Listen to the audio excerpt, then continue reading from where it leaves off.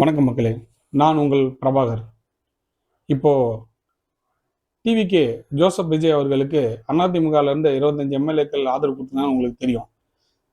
நான் என்ன கேட்க வரேன்னா, இந்த அதிமுகல நின்னு ஜெயிச்ச 25 எம்எல்ஏக்கள் 47 எம்எல்ஏ ஜெயிச்சாங்க. அந்த 25 எம்எல்ஏ வந்து விஜய்க்கு ஃப்ளோர் டெஸ்ட்ல ஆதரவு கொடுத்துருக்காங்க.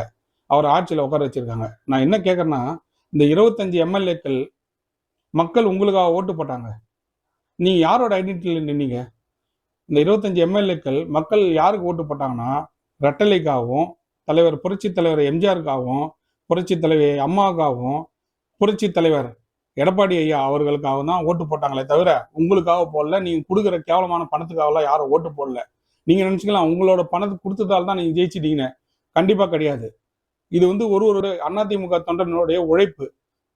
நீங்க அதிமுகன்ற ஒரு கட்சியில நின்னு ஜெயிச்சுட்டு, தொண்டர்களுடைய உழைப்பெல்லாம் சுரண்டி நீங்க ஜெயிச்சுட்டு, இன்னைக்கு வந்து கேவலம் அவங்க ஒரு அமைச்சர் பதவிக்காகவும், சொத்து சம்பாதிக்கிறதுக்காகவும், பணத்துக்காகவும் டிவிகே விஜய்க்கு போய் ஓட்டு போட்டிருக்கீங்க. இது எவ்வளவு கேவலமான செயல். அதிமுக ஒரு தொண்டனும் உன்னை மதிப்பானா? நீ அவங்க மூஞ்சில எப்படி முழிப்ப? இது உங்களுக்கு கேவலமா இல்ல? ஏன் நீ வேணா இப்போ நீ பணம் வச்சிருந்தா நீ வந்து சுயேட்சையா நின்னு ஜெயிச்சு எம்எல்ஏ ஆகி டிவிகேக்கு ஆதரவு தெரிவி. இல்லையா? டிவிகேல போய் நின்னு ஜெயிச்சு ஜோசப் விஜய்க்கு வந்து நீ முதலமைச்சரா இருக்கிறதுக்கு நீ ஓட்டு போடு. உன்னை யாரும் கேட்க போறாங்க? இதை விட கேவலமான செயல் வேற எதுவும் இல்லை. எடப்பாடி ஐயா வந்து கடந்த 10 வருடமா கட்சியை கட்டுக்கோப்பாகவும் எவ்வளவு திறம்பட அந்த கட்சியை கொண்டு போறதுக்கு எவ்வளவு கஷ்டப்பட்டு இருக்காரு.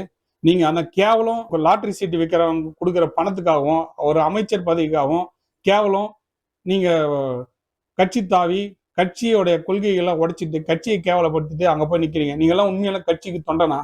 நீங்க எல்லாம் அம்மாவோட விசுவாசியா? நீங்க எம்ஜிஆரோட விசுவாசியா? இந்த மூஞ்சி வச்சுட்டு கட்சி பக்கம் வந்துடாதீங்க.